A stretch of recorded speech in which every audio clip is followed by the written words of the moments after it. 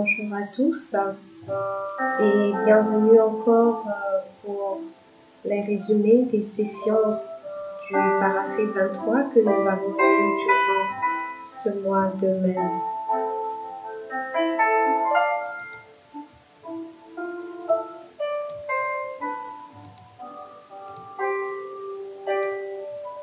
Alors, je suis Anisa Manité-Lamio. Je suis consultante en gestion d'entreprise et audit de projet depuis 11 ans et j'exerce également en tant que conseillère en relation d'aide aux usagères depuis près de 6 ans. Quand je parle d'usagères, ce sont les femmes victimes de violences et d'abus sexuels. Alors, le but de ces sessions durant le mois de mai-juin, était de renforcer l'estime de soi de chacune de vous, femmes entrepreneurs, de rendre fortes en fait nos activités. Comme première session, justement, nous avons vu l'importance de maintenir une activité après un traumatisme et comment réussir une activité après un traumatisme.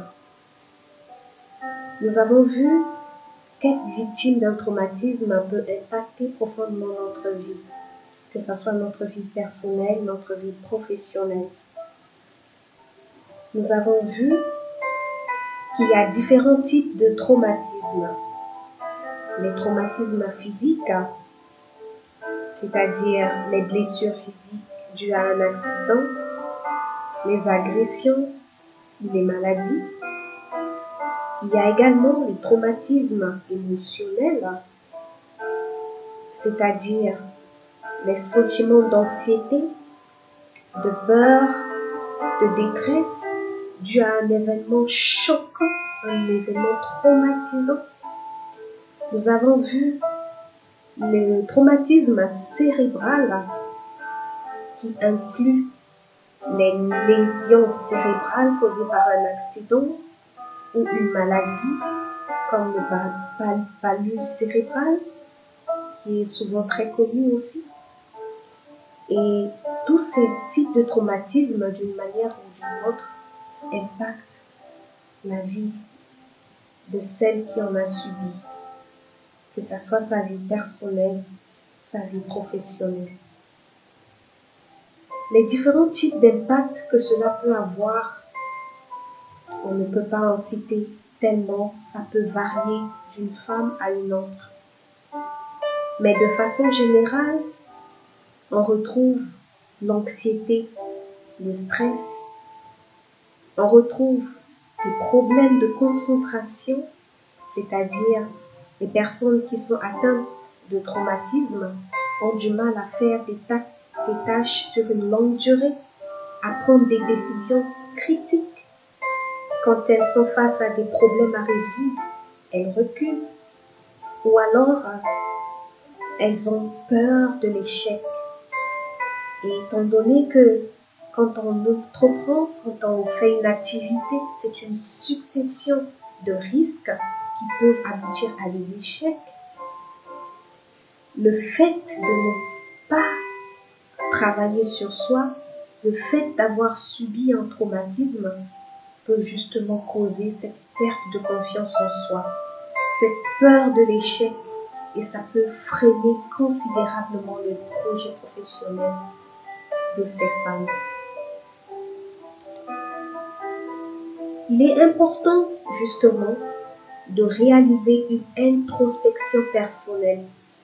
Il est important, si vous êtes dans ce cas, si vous êtes une femme et que vous avez subi un traumatisme, peu importe l'origine, il est important que vous puissiez accepter les émotions et les sentiments qui accompagnent ce traumatisme. N'ayez pas peur, c'est normal, on est humain. Il est important, dans un second temps, de penser aux leçons apprises, aux perspectives positives qui en découlent. Il est important, dans la troisième étape, de visualiser à long terme ce que vous voulez atteindre, ce que vous voulez voir changer dans votre vie professionnelle, dans votre vie personnelle. Bien sûr, il faut que ces objectifs soient réalisables. Ne faites pas trop d'illusions, prenez des objectifs concrets. Faites cet exercice et ça vous fera du bien. Nous avons vu aussi qu'il est important de mettre en place une stratégie d'adaptation.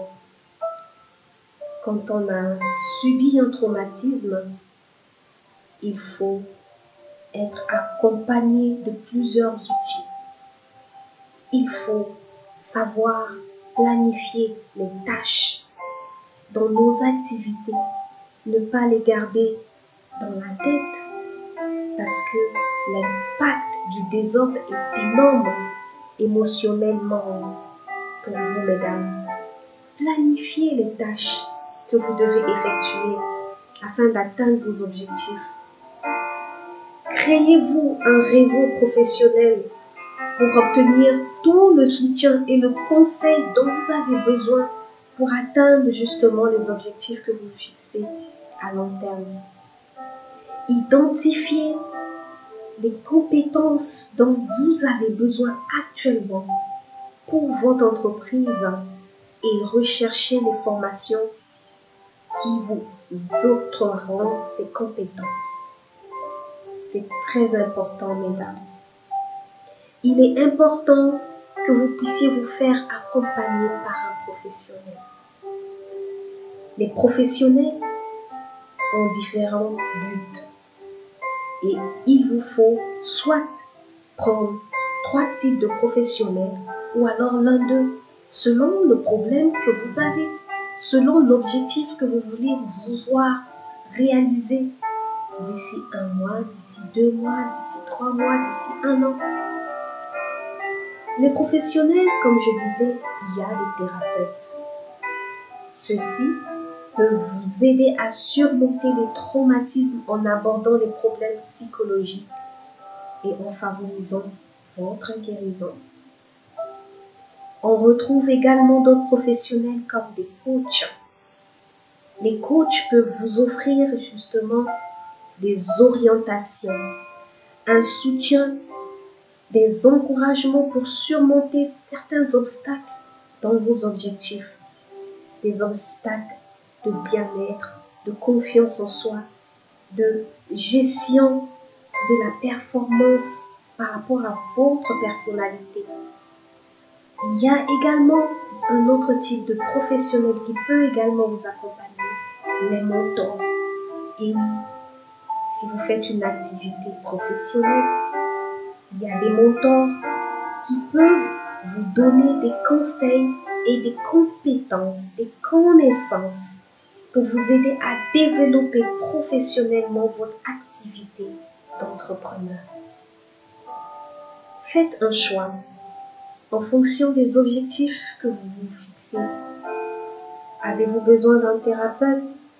Avez-vous besoin d'un coach? Avez-vous besoin d'un mentor?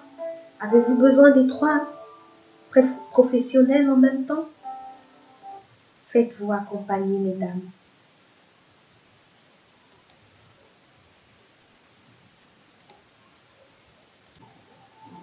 La prochaine étape serait de faire un pas de plus dans votre activité. Il est important de toujours vous asseoir et faire une pause pour votre activité. Si vous n'avez pas encore lancé une activité, je vous assure, mesdames, faire une activité ou trouver un travail en fonction de votre passion, en fonction de ce que vous aimez, fait partie du processus de reconstruction de vous. Et si vous êtes dans ce cas et que vous n'avez pas encore une activité, prenez le temps de l'étudier. Ne vous lancez pas de façon hasardeuse. Prenez le temps d'étudier votre marché. Prenez le temps de faire un bon plan d'affaires pour définir la stratégie commerciale dont vous avez besoin pour évoluer, pour définir le besoin de financement dont vous avez pour votre activité. Prenez le temps de réfléchir à comment vous allez mettre en place votre activité.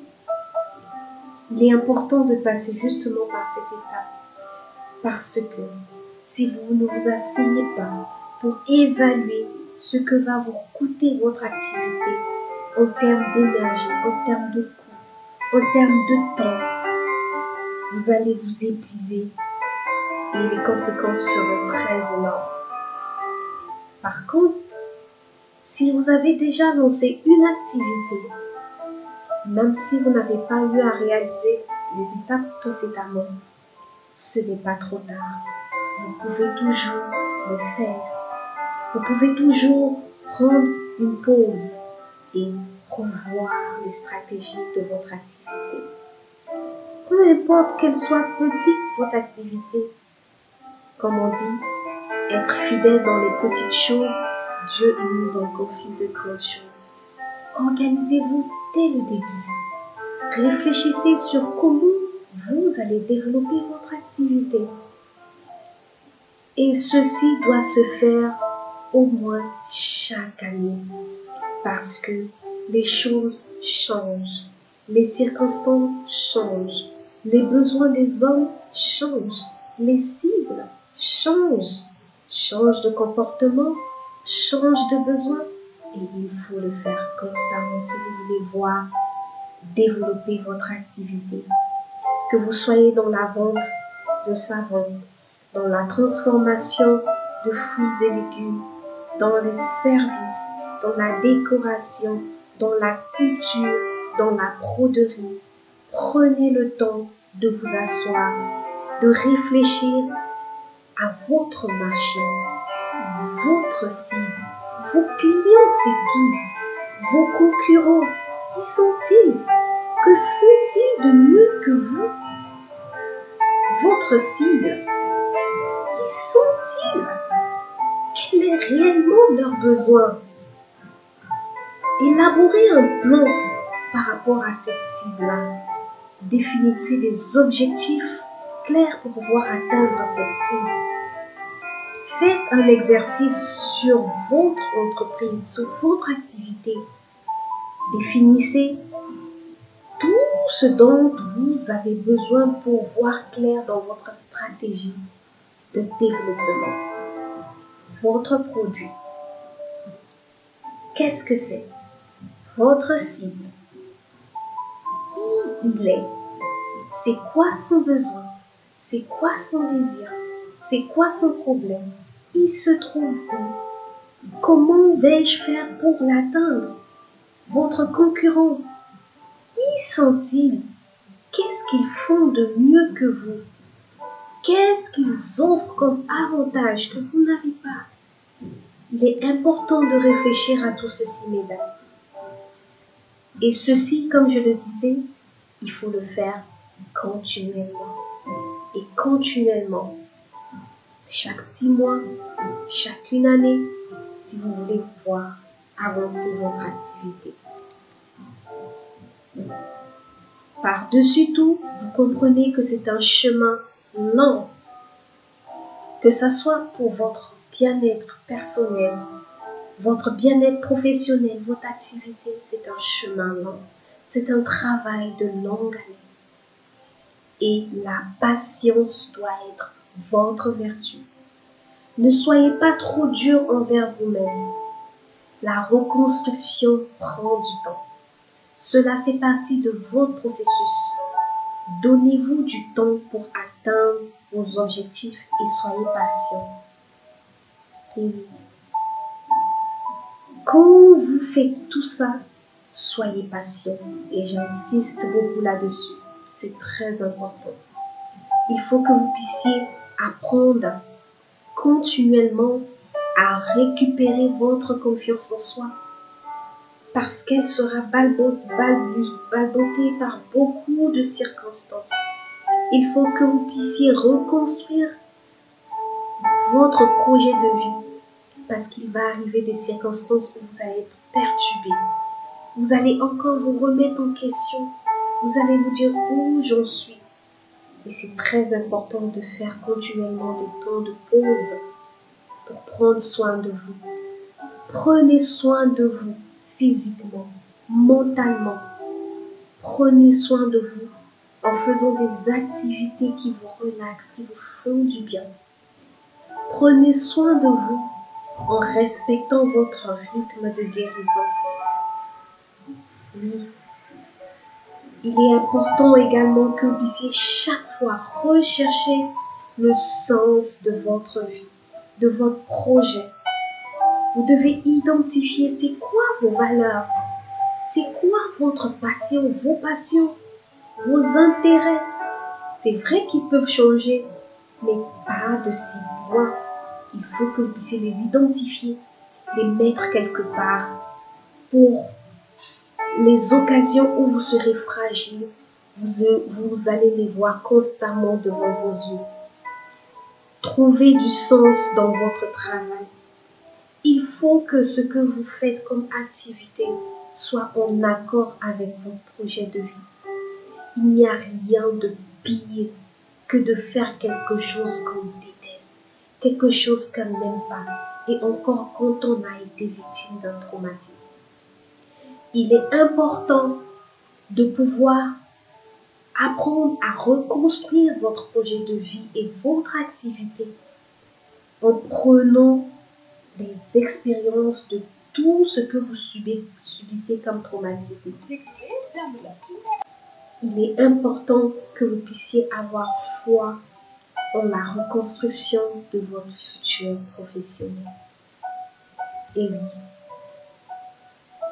par-dessus tout, j'aimerais également vous encourager à apprendre à célébrer vos victoires. N'hésitez pas à vous réjouir même de tout petits efforts que vous avez accomplis. Ça aura un impact sur vous, sur votre motivation. Célébrez votre progression. Prenez du temps sur vous. Célébrez même avec votre équipe. Si vous n'êtes pas seul dans votre activité, vous avez une personne qui vous aide à transformer vos produits. Vous avez une personne qui vous aide à coudre. Vous avez une personne qui vous aide à faire les mélanges nécessaires pour votre produit. Célébrez avec eux vos petites victoires. Et vous verrez tout le bien que ça peut vous procurer. Mesdames, je suis ravie de vous avoir apporté cette petite contribution pour renforcer votre estime de soi. Et mon souhait est que vos activités puissent aller grandissant. Je reste disponible si vous avez besoin d'un accompagnement individuel pour votre activité. N'hésitez pas. Je vous souhaite une agréable journée et aussi un bon repos. Prenez soin de vous, mesdames. À bientôt.